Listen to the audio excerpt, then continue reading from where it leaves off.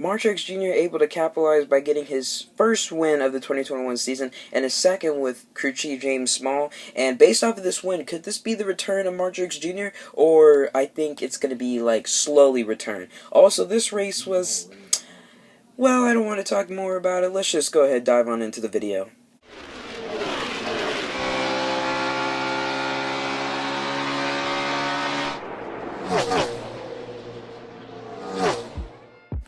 Hey guys, NASCAR Mobile 48 back again, and welcome back to another episode of NRR. And in today's video, we're going to be reviewing the 2021 Instacart 500 at ISM Raceway, or Phoenix. I don't know which name. They just need to pick one and stick with it. But still, this race was alright.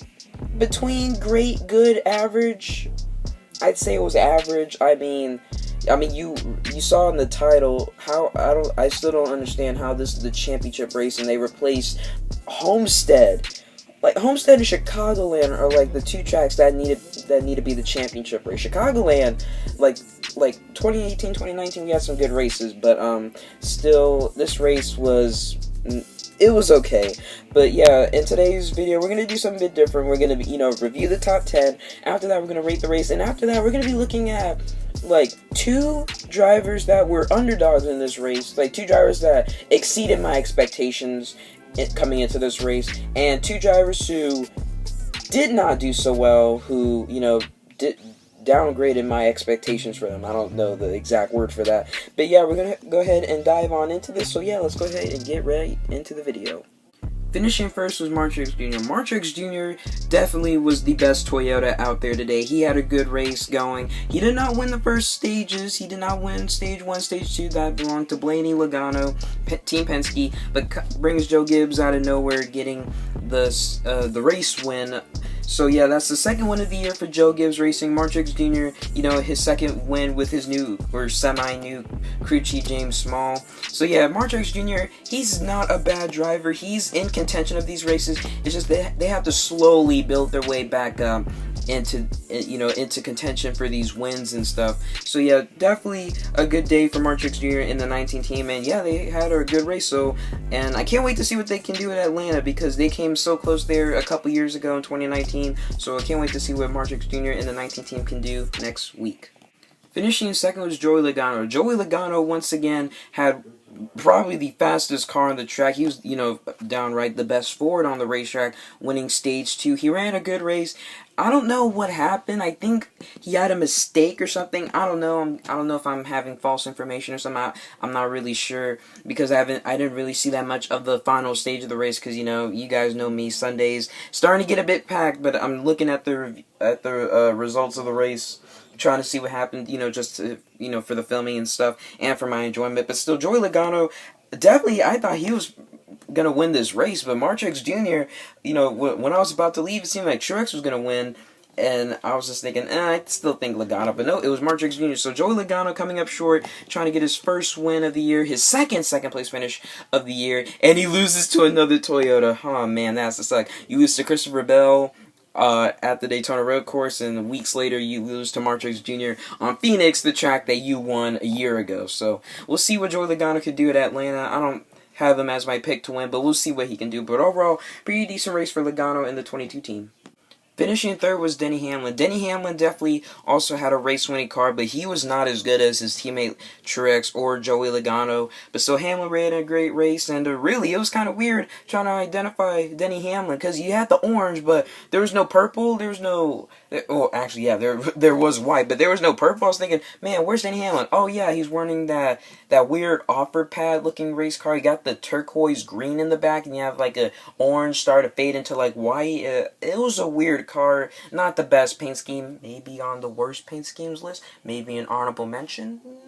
Not foreshadowing, but could happen. But still, Denny Hamlin still had a decent race, still looking for their first win of the season. They're up to a pretty slow start, but watch out for Denny Hamlin. He can still pull some strings around. But overall, decent race for Denny Hamlin and the 11 team. Not their best race, but we'll see what they can do next week at Atlanta Motor Speedway. Finishing in fourth was Brad Keselowski. Brad Keselowski was my pick to win this race, and he ran a decent race. not the best. You know, his two teammates, Blaney and Logano, were definitely the best two Penske cars. But Brad Keselowski had that big moment, you know, on the opening of the race. He just went all the way down to the apron at like 130 miles an hour, cut the corner. got Denny Hamlin, took the lead, and that's how it all went. But yeah, Brad Keselowski, definitely not the best race he's had at Phoenix, you know, because he finished second there in the championship, finished fourth today. Still, Brad Keselowski and Jeremy Bullins definitely are the best, you know, when it comes like to these short tracks and stuff. So, and actually, after Atlanta, we got Bristol Dirt. He could win that. Got Martinsville. He could win that. And then Richmond. He could win that. So watch out for Brad Keselowski and the 2 team. Also, another significant thing coming into this race, or actually after the race, Brad Keselowski was hit with a penalty, and Jeremy Bullins will not be the crew chief for Brad Keselowski at Atlanta, so that's going to be a pretty big concern. I don't know who's going to replace him. I haven't checked that yet, but still, Brad Keselowski and the 2 team, that's going to be a bit of an issue. So we'll see what they can do in Atlanta. They just got to keep their heads up and hopefully get a top 10 if they can. But still, a decent race for Brad Keselowski and the 2 team. Rounding up the top 5 and 5th was Chase Elliott. Chase Elliott, he was one of the drivers that had a good comeback. I mean, he started... Him, William Barn, and Kyle Larson, they all started at the rear. I don't know where Chase Elliott started, like 32nd, 34th, or 36th, something like that. And then he was able to bring it all the way up into 5th.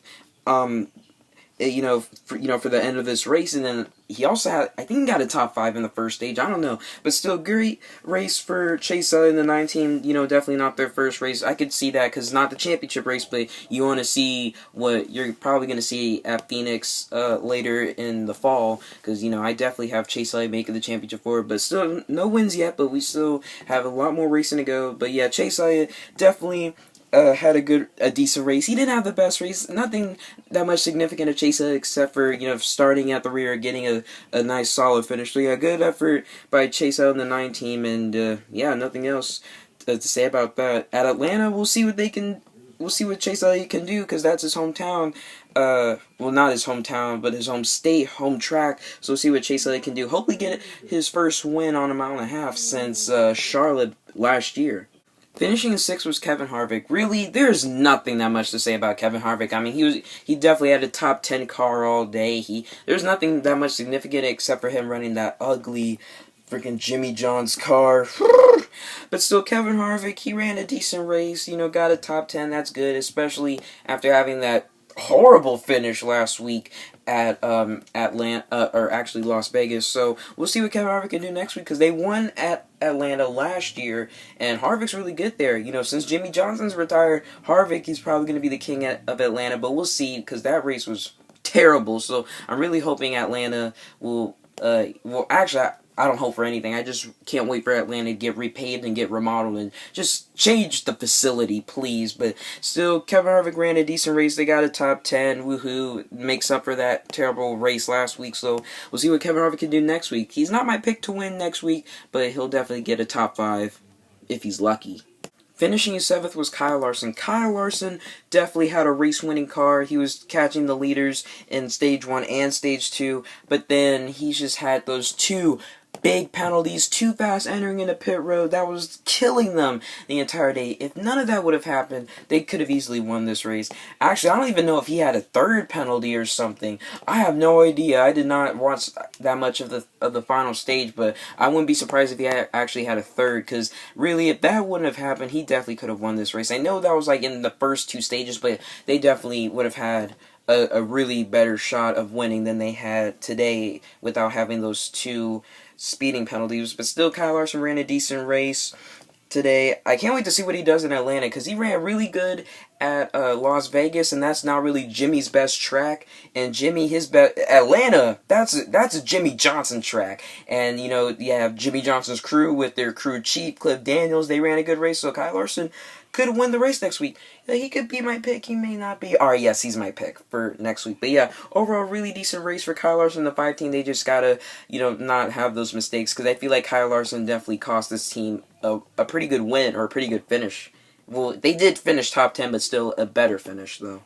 Finishing in 8th was William Byron. William Byron also ran a great race today. You know, him and Rudy Fugle, they're definitely getting along together, and they're running really decent now, because William Byron, well, actually at Phoenix, William Byron ran pretty good. He finished like 9th and 10th. The last 2 Phoenix races, and he finished like 9th and 12th in his rookie season. I don't know what happened in 2019. He finished like 17th and 24th or something. So, but yeah, Phoenix is definitely a good track for William Byron. He'll get a nice, decent top 10. So, if he makes a championship 4, I bet they could take those top 10s and turn them into W's. So we'll just have to see. But still, William Byron ran a good race. He was also another one of the Hendrick cars who started at the rear, like him, Larson, Elliott, 32nd, 36th, 34th. I don't know who started where, but basically those 3 had great comebacks, getting top 10s, and one of them gets the top 5. So yeah, great effort by William Byron and the 2014. Finishing in 9th was Christopher Bell. Christopher Bell also ran a decent race today. Nothing much significant about him, but getting a nice solid top 10. I mean, I can see how Joe Gibbs picked Bell over Jones, because Eric Jones at Phoenix, the last 2 races, not counting this race, but I'm talking about 2020, finished 22nd and 28th, and then Bell gets 9th. Are you kidding me? He definitely made the right choice, and Bell has a win already in only the 2nd race of the 2021 season. So yeah, definitely Christopher Bell has a lot of growing to do, because he's gonna be a good, a decent Cup Series driver, probably even better than that, probably be like maybe a champion one day. We don't know, it's too early to say, but yeah, overall great effort by Bell and the 20 team. And finally, rounding out the top 10 and 10th was Ryan Blaney. Ryan Blaney, I don't know what happened, winning Stage 1, he definitely had a race-winning car, and at the beginning of Stage 2, he was running pretty good in 2nd. And then I don't know what happened to him, he just finished in 10th. I don't think he had a long-run car, probably had a short-run car or something, I don't know. But Ryan Blaney's still doing good. 2 straight top 10s in a row for Blaney. They're starting to make a bit of a good turnaround to their season, because finishing 30th in the Daytona 500, 15th at the Daytona Road Course, 29th at Homestead, I believe, and then Las Vegas, they made a good turnaround, finishing 5th, and now they get 10th. So really, Ryan Blaney's starting to make a good turnaround to a season. Now let's see what he can do at Atlanta next week. And now let's rate this race. This race, it was okay, but it still has me questioning, why is Homestead not the championship race? Why is it ISM Raceway or Phoenix or however the heck you say it? I just don't get it. Phoenix, it's not a bad track. I mean, I'd rather have this race as the finale than freaking Richmond. Whew. But still, I just still don't get it. Homestead is such a great track right now, and then Chicagoland could be a good replacement if Homestead starts to wear out to where it's like turning into like an Atlanta Motor Speedway or something. But yeah, definitely, I still don't get how ISM Raceway is going to be the championship, because we have to come back here for the championship. I mean, it's good. I just don't know. This race wasn't that good. I mean, the restarts were decent, but I don't think they were as good as the restarts at what was the track? In the Xfinity Series race yesterday. But yeah, this race was average, like I said. So I'll give this race like a 6.5 out of 10. It was like not really the best, but it was okay. Like I said before, it has me questioning, why is this the championship race? So yeah, and the PJ1 didn't really come into effect at all in this race, like barely.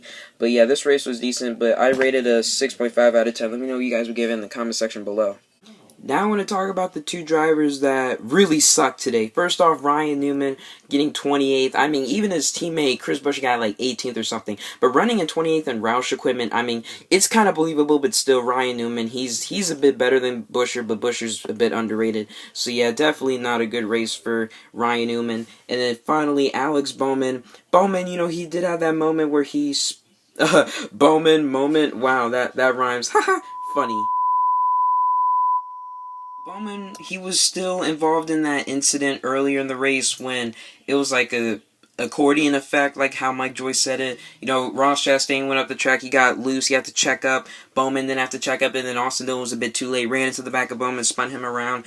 So it's kind of on Ross Chastain a bit, but Ross Chastain wasn't involved in another incident, but we'll get to that at the end. But still, Alex Bowman, they were able to make a comeback too, so really, all Hendrick cars made a comeback. The 3 that had to start at the rear all getting top 10s. Alex Bowman, he may have finished 13th, but he wrecked, and he had some damage, and they were able to rebound and get 13th, so I'm really impressed with Alex Bowman, because he was at first making me a bit mad because, this is your home track, and in your first race at your home track in the Cup Series, well, well and good equipment, you know, when he was driving the 88 car, leading like the most laps and having a great race, but still Alex Bowman, they were able to make a bit of a comeback, so I'm okay with that.